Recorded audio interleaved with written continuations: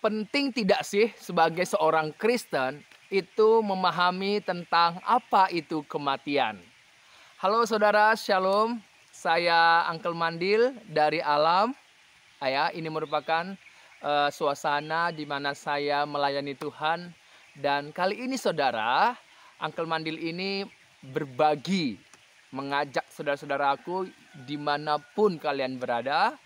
Kita hari ini mau belajar firman Tuhan tentang penting apa tidak sebagai seorang Kristen itu memahami tentang kematian dengan tepat dan benar.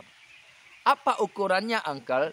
Kalau kita memahami dengan tepat dan benar, ukurannya adalah berdasarkan firman Tuhan. Apa kata firman Tuhan? Apa kata Alkitab tentang apa itu kematian? Penting apa tidak, saudara? Menurut saudara penting apa tidak? Nah, di sini kenapa Uncle membahas tentang penting apa tidak sebagai seorang Kristen itu memahami tentang kematian. Karena Uncle ini adalah sebagai orang Kristen, arti dari orang Kristen adalah iman yang bersumber dari Kristus dan yang mengarah kepada Kristus. Karena kata Kristen itu sendiri berasal dari kata Kristianos yang sumber katanya adalah Kristus, yaitu Mesias atau Kristus yang diurapi. Nah, bagi Uncle ya secara khusus bagi Uncle itu penting sekali sebenarnya. Kenapa? Karena ketika Uncle memahami apa itu kematian dengan tepat dan benar berdasarkan firman Tuhan, di situ Uncle dipersiapkan untuk sangat bersukacita bila hari itu tiba. Hari itu tiba apa? Hari di mana datangnya kematian itu pada fisik saya. Karena saya memandang bahwa sebagaimana Kristus yang telah berfirman berkata bahwa dialah kebangkitan dan hidup. Dan dia telah membuktikan kebangkitannya. Dan dituliskan juga dalam suratan yang ditulis oleh Rasul Paulus ya dalam Korintus pasal 15 di mana ayat yang ke-19 sampai 22 dikatakan bahwa kalau Kristus tidak dibangkitkan dari antara orang mati, kalau Kristus tidak bangkit dari antara orang mati, sia-sia saudara iman percaya saya. Tetapi yang benar adalah Kristus telah bangkit dari antara orang mati. Itu sebabnya saya sebagai orang Kristen, iman yang bersumber dari Kristus, yang mengarah kepada Kristus tidak sia-sia. Dan hari ini, video ini Uncle buat juga untuk mengajak semua saudara-saudara Kristenku di seluruh dunia. Ataupun saudara-saudara yang bukan Kristen dan melihat video ini, saudara bisa menyimak ya bila engkau membuka hati terhadap firman yang engkau dengar, maka engkau akan mendapatkan kehidupan, gitu dia. Tetapi kalau saudara nggak buka hati, ya sudah, tidak akan memahami, apalagi memiliki hidup, nggak ada, gitu. Nah, kali ini saya mengajak saudara, ya, kita akan membahas, saya akan menyampaikan apa itu kematian dalam perspektif dari pandangan Alkitab, ya. Berbicara tentang kematian, langsung aja ya saudara. Berbicara tentang kematian, kematian itu berarti adanya kehidupan, ya, adanya kehidupan. Ya, kalau kita perhatikan di dalam Kejadian pasal 2 ayat yang ke-7. Saudara bisa baca Alkitabnya, saudara bisa buka Alkitabnya dimanapun saudara berada, Kejadian pasal 2 ayat yang ke-7. Dan saya akan bacakan dari sini Alkitab saya. Alkitab saya yang dikeluarkan oleh Lembaga Alkitab Indonesia. Dan saya akan membacakan apa isi dari Kejadian pasal 2 ayat yang ke-7. Di sana dikatakan saudara bahwa ketika itulah Tuhan Allah membentuk manusia itu dari debu tanah. Ya, dan mengembuskan napas hidup ke dalam hidungnya, demikianlah manusia itu menjadi makhluk yang hidup. Jadi dalam Kejadian pasal 2 ayat yang ke-7 dituliskan bahwa ketika itulah Tuhan Allah mengembuskan napas hidup ke dalam hidungnya. Hidungnya siapa? Hidungnya manusia yang dibentuk dari debu tanah tadi. Saudara, ketika manusia itu sudah dibentuk dari debu tanah, pertanyaannya adalah, apakah manusia itu sudah bisa bergerak? Apakah manusia itu sudah bisa bernafas? Apakah manusia itu sudah bisa berpikir? Apakah manusia itu sudah punya perasaan? Apakah manusia itu sudah bisa memilih keinginannya, kehendaknya? Tentu belum, saudara, karena belum menjadi makhluk yang hidup.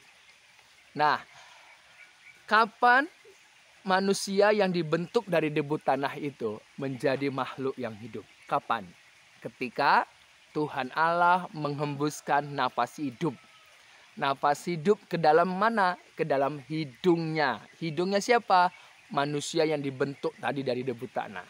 Jadi ketika manusia itu dihembuskan napas hidup oleh Tuhan Allah ke dalam hidungnya, barulah manusia itu menjadi makhluk yang hidup.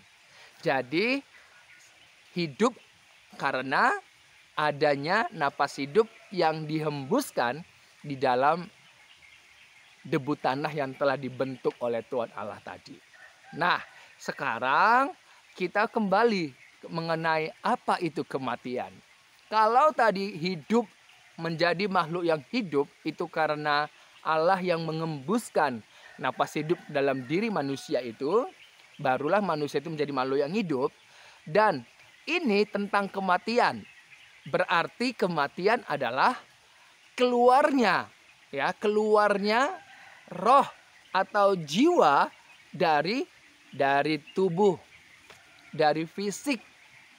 Ya, kalau kita kembalikan dengan firman Tuhan dalam Kejadian 2 ayat 7, berarti keluarnya nafas hidup yang dihembuskan tadi meninggalkan tubuh dari debu tanah tadi. Jadi kematian itu adalah meninggalkan fisik.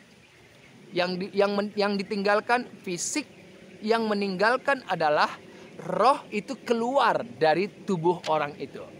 Jadi berbicara tentang kematian, saudara, itu berarti roh kita, jiwa kita pergi meninggalkan tubuh ini.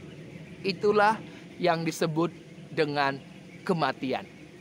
Jadi kematian itu meninggalkan roh, jiwa meninggalkan tubuh, keluar.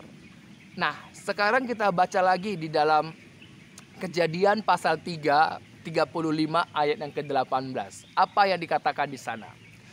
Dan ketika ia hendak mengembuskan napas, sebab ia mati kemudian, diberikannya nama Ben-Oni kepada anak itu, tetapi ayahnya menamainya Benyamin. Jadi di sini tadi dikatakan dalam Kejadian pasal 35 ayat yang ke-18. Dan ketika ia hendak menghembuskan napas. Jadi kata menghembuskan napas itu ditulis dengan istilah kata bedshed. Bedshed ini artinya berangkat keluar. Apanya yang berangkat keluar? Kalau kita perhatikan adalah nafas. Nafas dalam teks aslinya dituliskan dengan istilah kata nafsah, yaitu jiwanya. Jadi berangkat keluar itu adalah jiwanya. Artinya jiwanya keluar dari tubuhnya. Makanya dikatakan selanjutnya, sebab ia mati kemudian. Setelah jiwanya berangkat keluar dari tubuhnya, barulah dikatakan ia mati. Ia ini apa? Tubuhnya mati. Tidak bisa bergerak, tidak bisa berbicara, tidak bisa bernafas. Karena apa? Jiwanya berangkat keluar, yaitu nafsah, bedshed, ya, berangkat keluar atau keluar gitu dia. Nah, seperti juga yang dikatakan oleh Tuhan Yesus. Bagaimana dengan Tuhan Yesus ketika berada di atas kayu salib? Apa yang dikatakan oleh Yesus di dalam Lukas pasal 23 ayat 46? Dikatakan di sana, "Ya Bapa." Nah, Yesus berkata kepada Bapanya, "Ya Bapa, ke dalam tanganmu kuserahkan nyawaku." Jadi Yesus menyerahkan nyawanya ke dalam tangan Bapanya. Kalau kita lihat di dalam teks Yunaninya, kata nyawa itu dituliskan dengan istilah kata pneuma, yaitu roh. Jadi roh meninggalkan fisik dari Kristus sehingga fisik itu mati. Jadi nyawa meninggalkan tubuh sehingga tubuh itu tidak bisa bergerak apa-apa lagi. Tapi puji Tuhan, Yesus Kristus tidak bisa dibunuh kecuali dia berkata sendiri dalam Lukas pasal 3, 23 ayat 46, ia yang menyerahkan nyawanya. Bukan dibunuh, tapi dia yang menyerahkan nyawanya. Dia menyerahkan rohnya ke dalam tangan Bapa. Itu sebabnya Kristus mati fisiknya dan dia dikuburkan, pada hari ketiga bangkit dari antara orang mati dan naik ke sorga. Dan kita menantikan saudara, seperti yang ditulis oleh, yang disaksikan oleh para rasul, murid-muridnya, bahwa Kristus telah bangkit dari antara orang mati. Kita coba buka dalam 1 Korintus pasal 15. 1 Korintus pasal 15 ayat yang ke-15. Saya akan bacakan ya saudara. Lebih daripada itu ternyata ayat yang ke-16. Sebab jika benar orang mati tidak dibangkitkan, maka Kristus juga tidak dibangkitkan. Dan jika Kristus tidak dibangkitkan, maka sia-sialah kepercayaan kamu dan kamu masih hidup dalam dosamu. Artinya masih di dalam kematian. Ayat yang ke-18, demikianlah binasa juga orang-orang yang mati dalam Kristus. Ayat yang ke-19, jikalau kita hanya dalam hidup ini saja menaruh pengharapan pada Kristus, maka kita adalah orang-orang yang paling malang dari segala manusia. Artinya ini kalau Kristus tidak dibangkitkan. Di ayat yang ke-20, tetapi yang benar ialah bahwa Kristus telah dibangkitkan dari antara orang mati sebagai yang sulung dari orang-orang yang telah meninggal. Sebab sama seperti maut datang karena satu orang manusia, demikian juga kebangkitan orang mati datang karena satu orang manusia. Ayat yang ke-22. Karena sama seperti semua orang mati dalam persekutuan dengan Adam, demikian pula semua orang akan dihidupkan kembali dalam persekutuan dengan Kristus. Jadi puji Tuhan bahwa kematian orang-orang yang di dalam Kristus itu dibangkitkan. Hidup kembali, hidup selama-lamanya. Sebagaimana Kristus yang telah bangkit dan dia juga yang telah berkata, akulah kebangkitan dan hidup. Tidak ada seorang pun sampai atau tidak ada seorang pun datang kepada Bapa kalau tidak melalui aku. Yesus Kristus telah membuktikan kebangkitannya.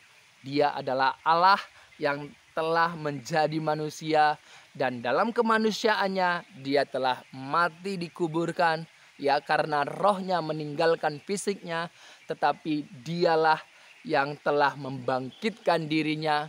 Allah lah yang telah membangkitkan dirinya karena dia adalah Immanuel, Allah yang beserta dengan kita. Puji Tuhan saudara, bersukacitalah bila kematian kita di dalam Kristus. Artinya dalam Kristus adalah iman percaya kita di dalam Kristus Yesus. Sebagaimana Kristus telah bangkit dan telah nyata, kita juga dibangkitkan oleh Kristus Yesus Tuhan kita. Haleluya. Ini dari saya saudara. Jadi saya menghimbau saudara-saudaraku Kristen dimanapun saudara berada, tetap semangat melayani Tuhan. Jangan rusak dirimu. Teruslah memandang sesuatu yang baik berdasarkan firman Tuhan ya. Firman Tuhan menjadi acuan dalam hidup saudara. Salam dari saya Uncle Mandil. Ya, sebagai seorang Kristen, imannya bersumber dan berakar dan mengarah kepada Kristus. Dan dari alam ini saya melayani Tuhan. Dan kiranya Tuhan Yesus memberkati saudara. Haleluya.